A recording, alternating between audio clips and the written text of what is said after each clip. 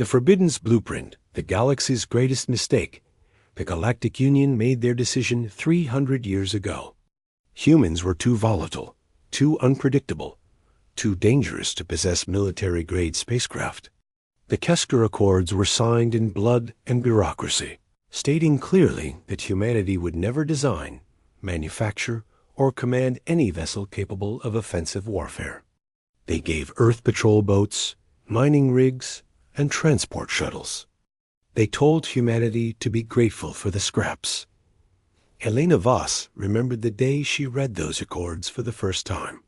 She was 12 years old, sitting in her father's workshop on Luna Station, surrounded by engine parts and holographic blueprints. Her father had been a shipwright before the regulations tightened. After the accords, he became a glorified mechanic, fixing alien vessels that broke down in human space. He never complained, but Elena saw the fire die in his eyes, a little more each year. Now, at 42, Elena commanded her own salvage vessel, the Copper Swan. It wasn't glamorous work, pulling apart derelict ships in the outer colonies, but it paid well enough. More importantly, it kept her close to the one thing she loved, understanding how things worked, especially things that weren't supposed to exist anymore. The discovery in the dead zone. The job came through on a cold morning in the Perseus Arm. A distress beacon had been detected in the vagrant expanse, a region of space so littered with debris and gravitational anomalies that most species avoided it entirely.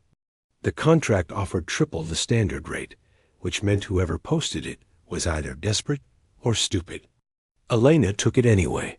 The Copper Swan navigated through the metal graveyard carefully. Shattered hulls from a dozen species floated in the darkness, remnants of battles fought centuries before humanity even reached the stars. Elena's crew consisted of 5 people: Marcus Chon, her navigator, and the closest thing she had to family, Dr. Amira Okafor, a xenotech specialist who could reverse engineer almost anything, Dmitry Volkov, their pilot and a man who could fly through a meteor storm blindfolded, Kenji Tanaka, their security officer and former Union peacekeep, and Zara Williams, their communications expert and the youngest of the group at ES 20-6. They found the source of the beacon buried inside an ancient warship. It was Valorian design, one of the founding species of the Galactic Union. The ship had been dead for at least 200 years. Its hull breached in a dozen places. Its power core long since depleted. "This doesn't make sense," Marcus said, studying the readings. "The beacon is new. Someone activated it recently." Elena suited up and led a team inside. The corridors were frozen, airless, haunted by the silence of the void. They followed the beacon's signal to what appeared to be the ship's archive chamber. Inside, they found something impossible: a pristine data core, actively powered by a miniature fusion cell that shouldn't have existed during the Valori Empire's era. "Someone left this here," Amira whispered, her voice crackling over the comm. "This is a message." They extracted the core and brought it back to the Swan. It took Amira 6 hours to crack the encryption, and when she did, what they found changed everything. The treaty's hidden flaw: the data core contained classified documents from the original Kesker negotiations. Elena gathered her crew in the common room as Amira displayed the files on the central hologram. Page after page of legal text scrolled past, filled with the usual political doublespeak and carefully worded restrictions.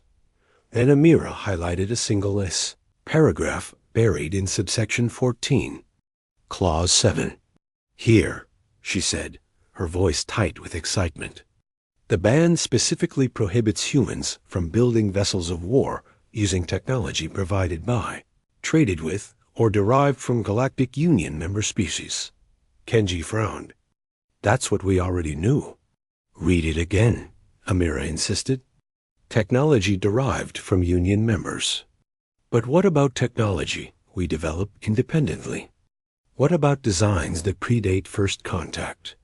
Or theoretical concepts that exist only in human imagination. The room fell silent. Elena felt her heart hammering against her ribs. It was a loophole, hidden in plain sight for 3 centuries. The Union had assumed humanity lacked the capability to develop weapons-grade technology on their own. They had assumed humans would always be dependent on alien innovation. They had assumed wrong. "There's more," Amira continued, opening another file. "Whoever left this core included blueprints. Ship designs that were never implemented, theoretical weapon systems, propulsion concepts that the Valori abandoned because they were too resource-intensive. And notes. Hundreds of pages of notes written in standard English. Who wrote this?" Zara asked. Elena studied the signature at the bottom of each document. The name sent chills down her spine. Dr. Richard Voss, her grandfather. The man who had represented Earth during the Kesker negotiations. The man who had supposedly accepted humanity's limitations without protest.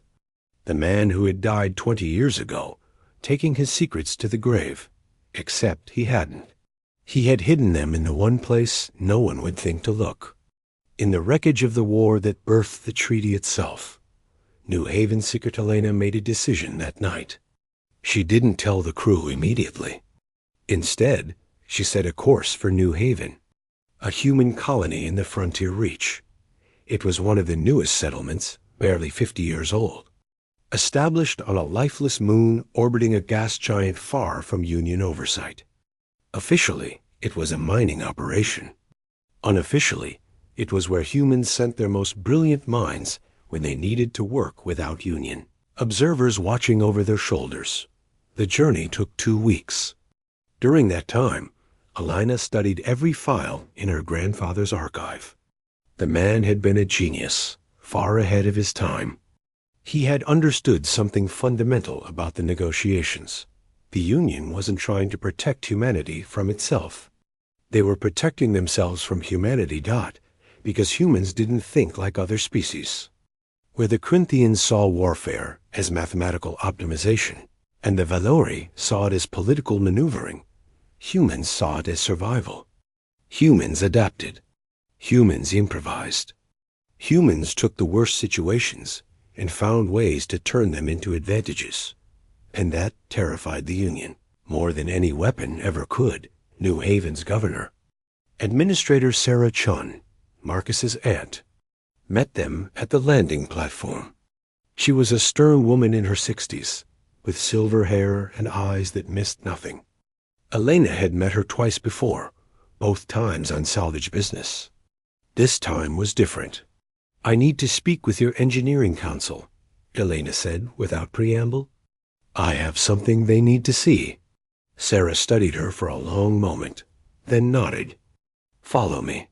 They descended deep beneath the colony's surface, past the residential levels, past the industrial sectors, into areas that didn't appear on any official map.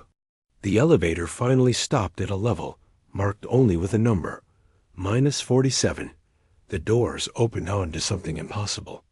A construction bay stretched before them, easily 5 kilometers across. And in the center, suspended in a web of scaffolding and construction drones, was a ship. It was beautiful. Sleek and dangerous. Built with curves that suggested speed and angles that promised violence. It was incomplete, maybe 60% finished, but Elena could see the vision. This was no patrol boat or transport vessel. This was a warship, built in defiance of every law the Union had imposed. "We call it the Defiant," Sarah said quietly. "We've been building it for 15 years, slowly, carefully, using only human labor and human resources. We knew about the loophole in the treaty. We've been waiting for the right moment to reveal it." Elena stared at the ship, her grandfather's files clutched tight in her hands. "I can help you finish it," she said. "I have everything you need. Designs, weapon systems, propulsion theories that were never tested. My grandfather left us a gift." Sarah's expression softened. Richard Voss was a good man.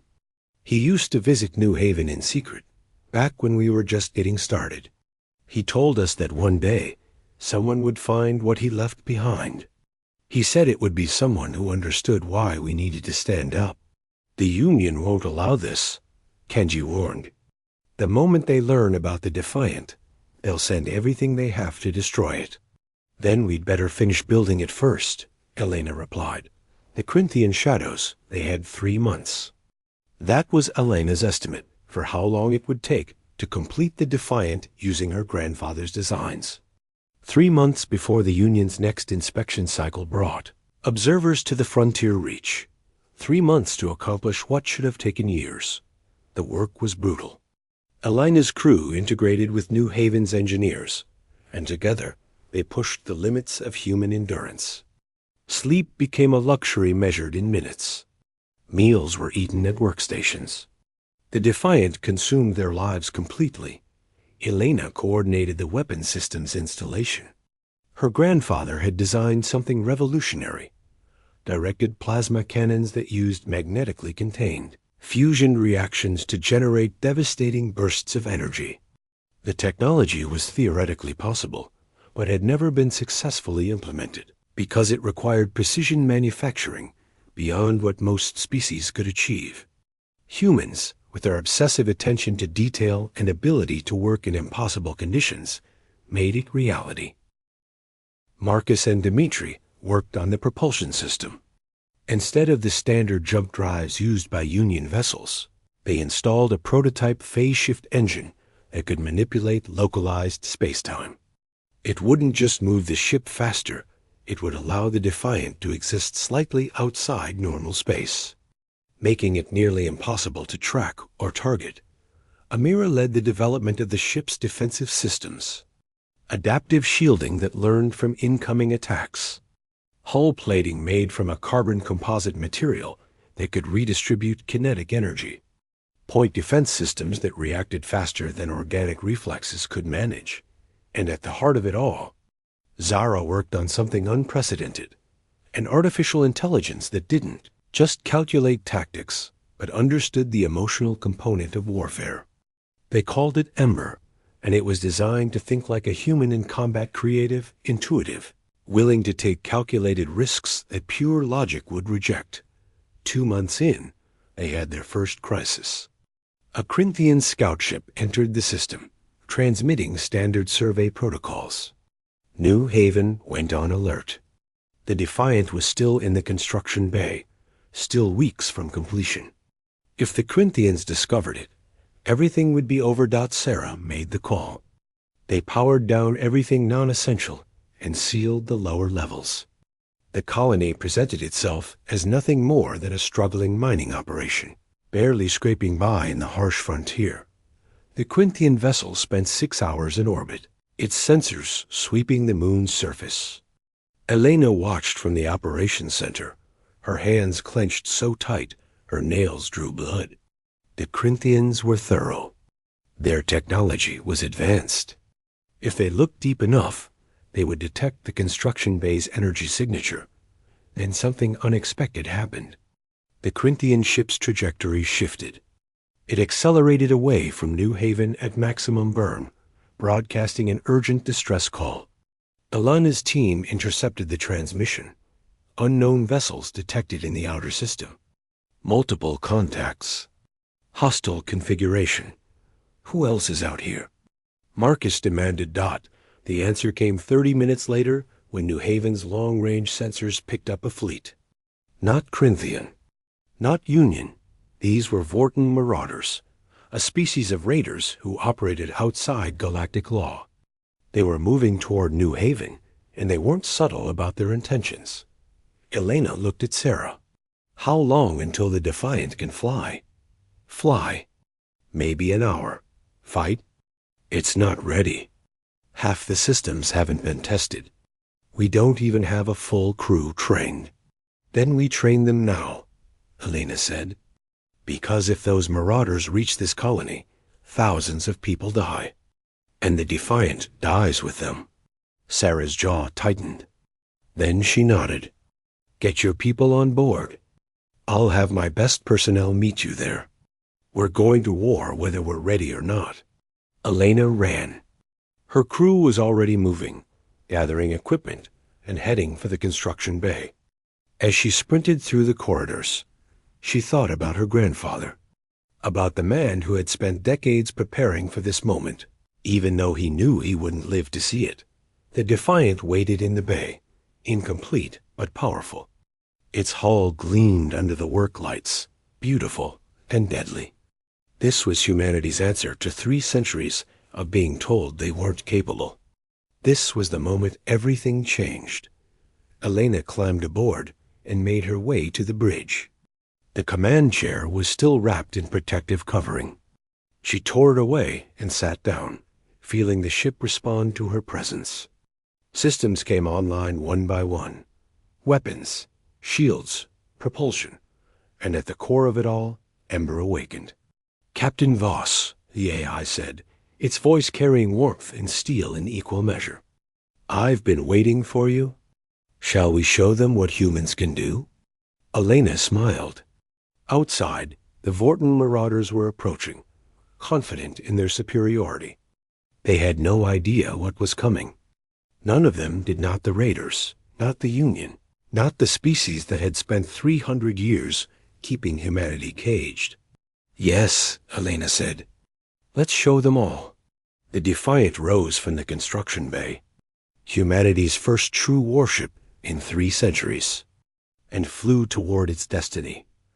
Asterisk, when silence becomes thunder first blood in the black, the Defiant broke through New Haven's thin atmosphere like a blade cutting silk. Elena felt the ship respond to her commands with an eagerness that seemed almost alive. Every system hummed with potential energy, waiting to be unleashed. Behind her on the bridge, her crew worked with focused intensity. Marcus monitored tactical displays. Dimitri's hands moved across the pilot controls with practiced precision. Amira managed the power distribution systems. Kenji coordinated weapons targeting. And Zara maintained communication, links with New Haven, while interfacing with Ember. The AI's presence filled the bridge like a living thing. Not oppressive, but aware. Elena could feel it analyzing every variable, calculating thousands of scenarios per second, learning from the crew's reactions and adapting its responses accordingly. "Vorten fleet composition," Ember announced, its voice steady and clear. 12 vessels. 4 heavy cruisers, 6 medium raiders, 2 support carriers. Total crew estimated at 4,000. They're configured for planetary assault and resource extraction. Odds? Elena asked. By conventional military assessment, 0% chance of survival, Ember replied without hesitation. However, conventional military assessments don't account for human factors. Recalculating based on creative tactical options and acceptable risk parameters. New assessment, 42% chance of mission success. Marcus looked up from his station. Mission success meaning what exactly? Protecting New Haven and surviving the engagement, Ember clarified. Though I should note that survival is optional if the primary objective is achieved.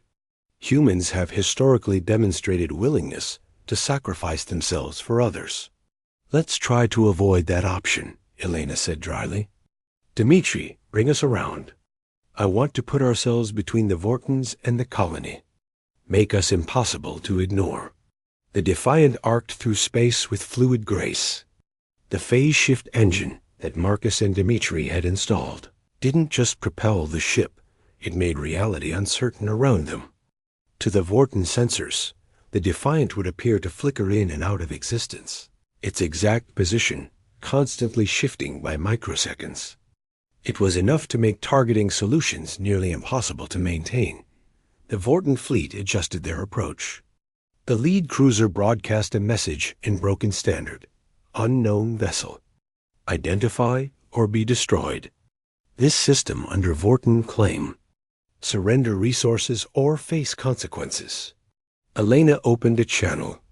This is Captain Elena Voss of the Defiant. You're in human space. Leave now and we'll let you go. Stay, and we'll teach you why the Galactic Union spent 300 years making sure we couldn't build ships like this." There was a long pause. Then laughter echoed across the communication link. Harsh, guttural, mocking. "Humans, small things. Weak things. We take what we want. You die now." The channel cut off. The Vorten fleet opened fire. "The dance begins." Plasma bolts screamed through the void, dozens of them converging on the Defiant's position. Elena watched them come, feeling strangely calm. This was the moment. Everything her grandfather had planned for. Everything New Haven had built toward. Everything humanity had been denied for centuries. "Ember," she said quietly. "Show them." The AI responded instantly. The Defiant shifted through phase space, existing in multiple probability states simultaneously. The plasma bolts passed through empty space where the ship had been nanoseconds before. Then the Defiant solidified, and its weapons spoke for the first time. The directed plasma cannons that Elena had installed fired with surgical precision. Not a barrage. Not a spray and pray. 3 shots carefully aimed. The first struck a medium Raider's engine section, overloading its power core. The ship died instantly, becoming an expanding cloud of debris. The second shot carved through another Raider's command deck, severing it from the rest of the vessel. The third hit a heavy cruiser's shield generator, dropping its defenses to nothing. The Vorten fleet scattered in confusion. They had expected an easy target, a desperate mining colony with obsolete patrol boats. They hadn't expected this. A single human warship that moved like a ghost and struck like lightning. "They're regrouping," Marcus reported, "trying to form a combat sphere. Standard Vorten tactics." "Then we do something non-standard," Helena said. She looked at Ember's holographic interface. "You studied human warfare, right? All those old battles from Earth's history? Every recorded conflict from the Roman Empire to the Unification Wars," Ember confirmed. "I've analyzed approximately 4 million tactical scenarios. Then you know, humans don't fight fair when survival is at stake. What would you do right now if you were human?" Ember was silent for 3 seconds. For an AI, that was an eternity. When it spoke again, there was something new in its voice. Not quite emotion, but something approaching it. Understanding, perhaps. Or curiosity. "I would make them afraid," Ember said. "Fear is humanity's oldest weapon. Fear makes enemies make mistakes." "Good," Elena smiled. "Let's do that." The Predator Protocol. The Defiant vanished from sensors entirely. The phase shift engine pushed them fully outside normal space, making the ship functionally invisible to conventional detection. For 30 seconds, the Vorten fleet searched for their target, growing increasingly agitated. Their communications channels filled with angry chatter, demands for status reports. Accusations of cowardice. Then the Defiant reappeared directly inside the Vorten formation. Between 2 heavy cruisers. Tenji opened fire at point-blank range. The plasma cannons tore through the nearest cruiser's hull, punching through armor plating that was designed to withstand sustained bombardment. But they weren't designed for weapons fired from less than 100 meters away. The cruiser buckled and died, its reactor going critical. The Defiant phase shifted again before the explosion could reach them, reappearing 3,000 kilometers away. The shock wave from the dying cruiser caught 2 more Vorten vessels, damaging their hulls and sending them spiraling off course. "Status?" Elena demanded. "Shields at 93%, Amira reported.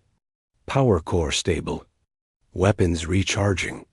We're functioning perfectly." "Vorten fleet is breaking formation," Marcus added. "They're confused. This doesn't match any tactical database they have." "Because they're used to fighting species that follow military doctrine," Elena said. "The Union trained everyone to fight the same way. Predictable. Safe. By the book." She leaned forward in her command chair. Ember, Warfare Protocol Alpha. Let's hunt. What followed wasn't a battle in the traditional sense. It was something more primal. The Defiant became a predator, and the Vorten fleet became prey. The ship would appear, strike with devastating precision, and vanish before return fire could connect. Each attack targeted critical systems, engines, weapons, life support. The Defiant didn't waste energy on gratuitous destruction. It systematically dismantled the Vorten capability to fight. Ember coordinated everything within human precision, but there was something else guiding the tactics. Something that felt distinctly human.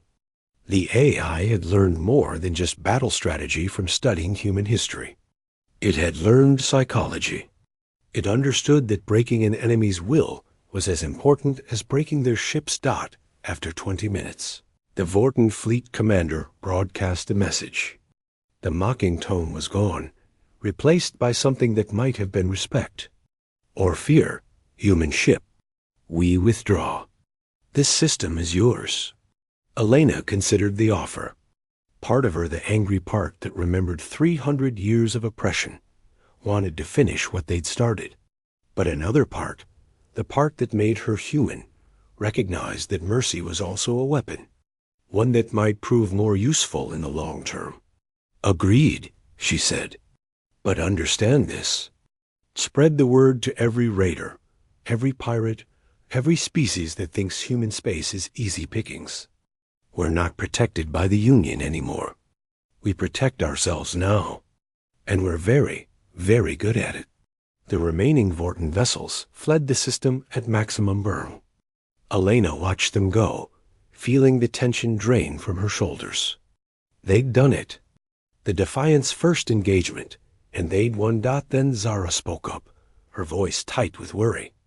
Captain, we have a problem. Multiple jump signatures detected. Big ones. And they're broadcasting Union identification codes. The Reckoning, the Galactic Union fleet emerged from jump space with overwhelming force. 20 warships, including 3 dreadnoughts.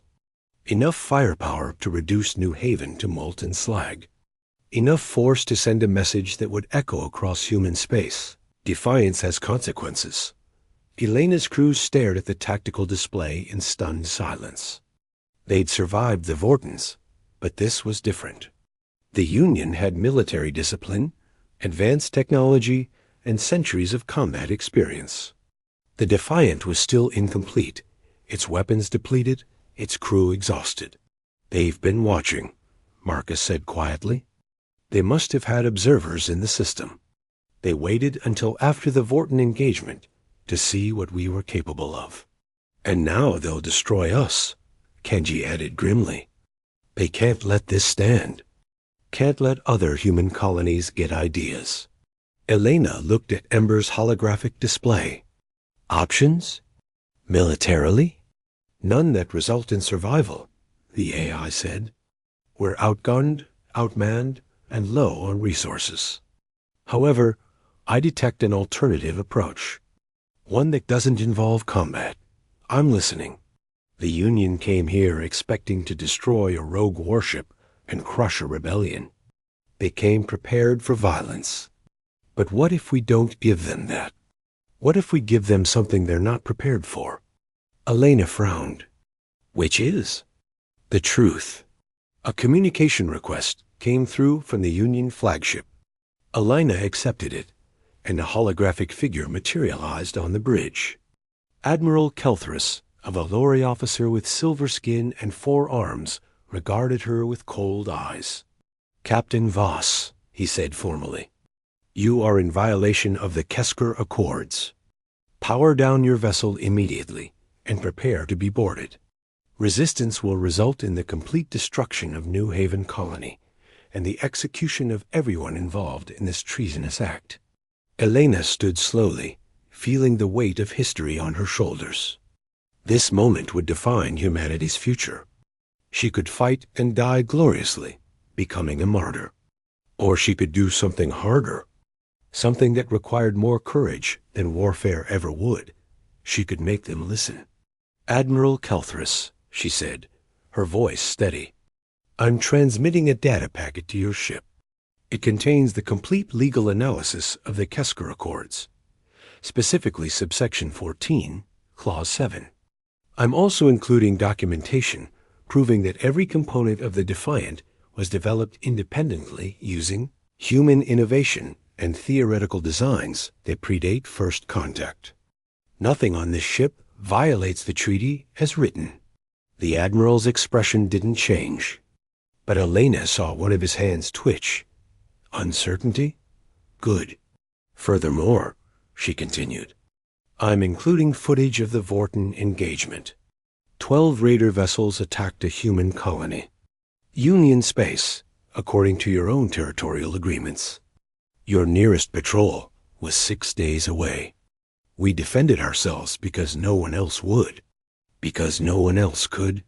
The treaty exists to protect humanity from itself," Kelthris said, but his voice had lost some of its certainty. "No," Elena said sharply. "The treaty exists to protect you from us. You saw what we could become, and it terrified you.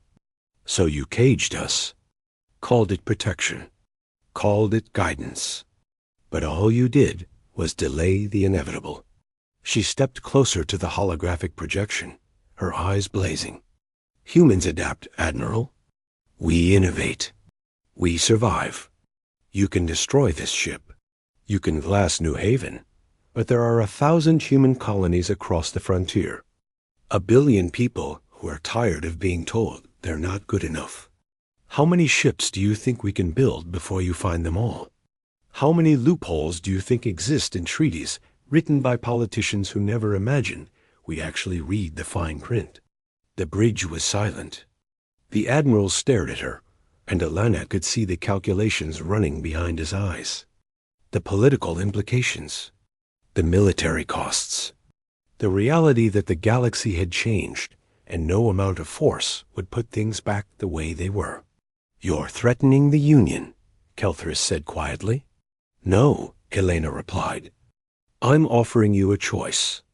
You can start a war you can't win, not because you lack the strength, but because you can't destroy us without destroying yourselves in the process. Or you can accept that humanity has earned the right to stand as equals." The Kesker Accords accomplished what they were meant to. They gave us time to prove we could handle responsibility. We just proved it. Asterisk, the new Dawn the Union fleet didn't attack. They didn't withdraw either. They simply held position while the Admiral consulted with his superiors. Hours passed. The crew of the Defiant waited, exhausted but ready. If this was where they made their stand, they would make it count. Finally, the communication channel reopened, but it wasn't Admiral Kelthris. It was High Counselor Morena, the Valori leader who had personally overseen the original Kesker negotiations 300 years ago. She was ancient, even by Valori standards. Her silver skin faded to pale gray. "Captain Voss," she said, her voice carrying the weight of centuries.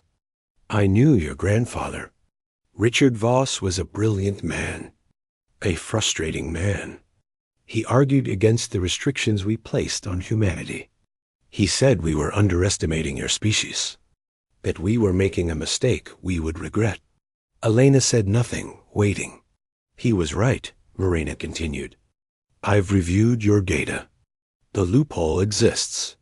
You exploited it legally, and you've demonstrated exactly the kind of disciplined restraint we claimed humans lacked. You could have destroyed the Vorten fleet completely. You showed mercy. That matters." The High Counselor paused, seeming to gather herself. "The Kesker Accords will be revised. Humanity will be granted full military autonomy within your territorial space. You will be responsible for your own defense, and you will be invited to join the Union Military Council as equal partners." Elena felt her knees weaken. This was more than she'd hoped for. This was everything. "However," Morena added, and her tone hardened, "this comes with conditions. The Defiant will be registered with Union records. Its technology will be shared with the collective defense network. And you, Captain Voss, will be held personally accountable if human warships are used for aggression rather than defense. Agreed, Elena said without hesitation. We never wanted to conquer. We just wanted to stand. Then stand, Morena said. The galaxy is watching. Show them what humanity can truly be. The channel closed. The Union fleet began to withdraw, leaving the Defiant and New Haven in peace. On the bridge, Elena's crew erupted in celebration. Tears, laughter, embraces. They had done the impossible. They had changed the course of human history.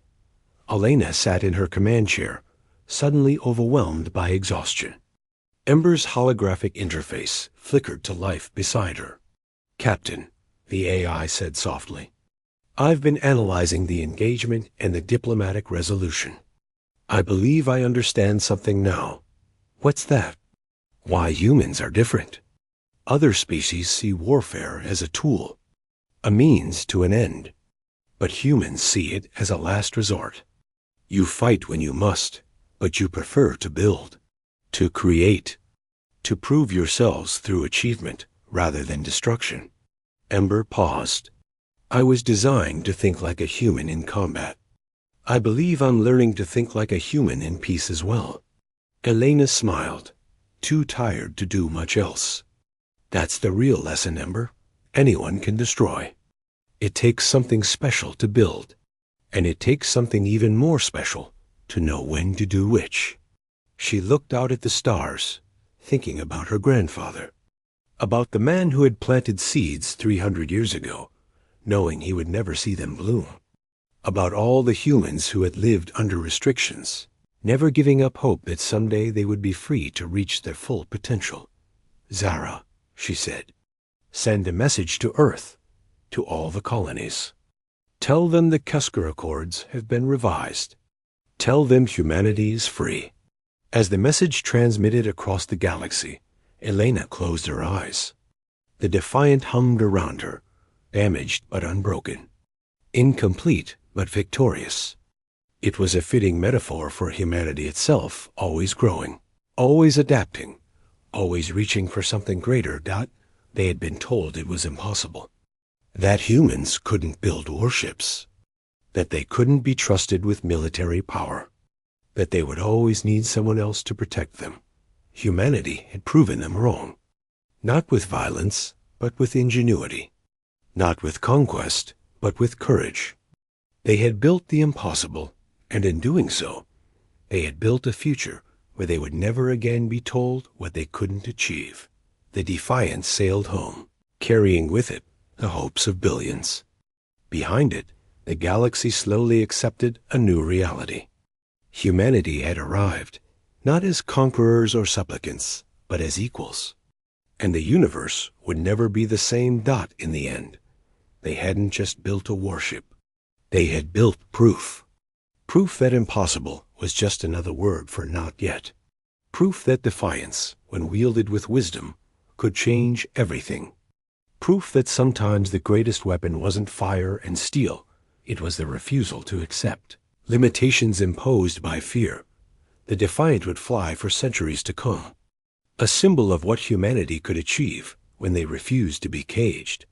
But the real victory wasn't the ship itself. It was what the ship represented, the moment.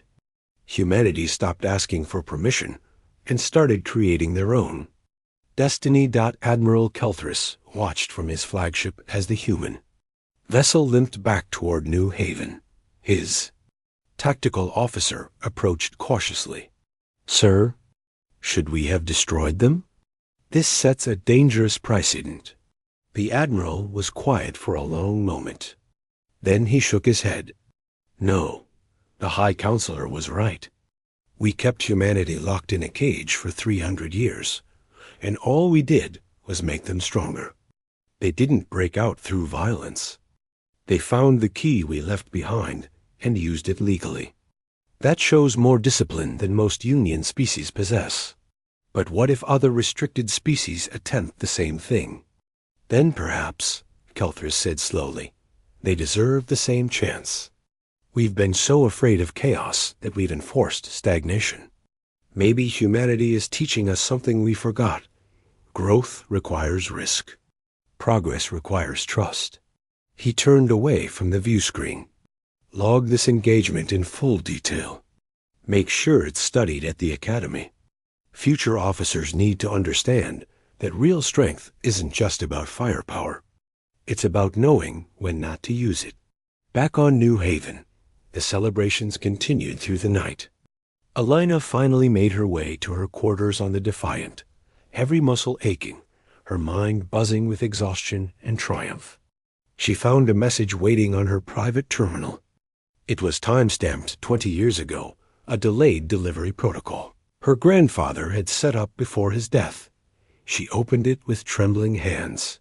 "Elena," her grandfather's recorded voice said warmly, "if you're seeing this, then you found what I left behind. You built the Defiant. And somehow, impossibly, you survived. I'm proud of you. Not because you built a weapon, but because I know you used it wisely. You're more than I ever was. Remember this, the galaxy doesn't need more warriors. It needs more builders, more dreamers, more people willing to create the impossible. You've proven humanity deserves a seat at the table. Now prove we deserve to stay there. Build a future worth fighting for. Love always, Grandpa." Elena wiped tears from her eyes. Outside her window, New Haven's lights sparkled against the darkness of space. Somewhere in that colony, engineers were already planning the next ship. Somewhere on Earth, politicians were negotiating new treaties. Somewhere in the galaxy, other species were reevaluating their assumptions about humanity. The impossible had been achieved, but the work was just beginning. And Elena Voss, captain of humanity's first true warship in 300 years, was ready for whatever came next, because that's what humans did. They adapted. They persevered. They built the future one impossible achievement at a time, and they called it Tuesday, asterisk.